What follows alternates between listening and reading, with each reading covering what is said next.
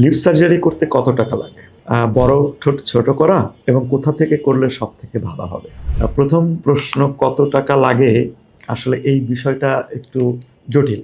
কেন জটিল? এটা ডিপেন্ড করে আপনার শারীরিক বা ঠোঁটের অবস্থানটা কি ধরনের, কতটুকু কমাতে চান বা কতটুকু বাড়াতে চান এবং কোন পদ্ধতিতে করতে চান, সেটার উপর নির্ভর করে। তবে ডেফিনিটলি যদি আপনি বড় ঠোঁটকে ছোট করতে চান, তাহলে এটাকে অবশ্যই সার্জারি করতে হবে। সার্জারি করা ছাড়া এটা সম্ভব না।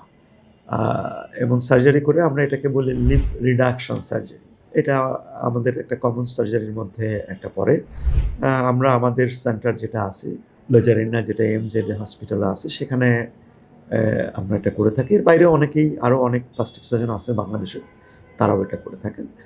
অতএব আপনাকে যেহেতু একটা সৌন্দর্য বর্ধনের সার্জারি এবং একটা অ্যাস্থেটিক পয়েন্ট অফ ভিউ থাকে, আপনি এ ধরনের সার্জারি করার পূর্বে যে সার্জন করবেন তার এক্সপেরিয়েন্স এবং তার রিভিউ ইত্যাদিগুলো ভালো করে দেখে নেবেন।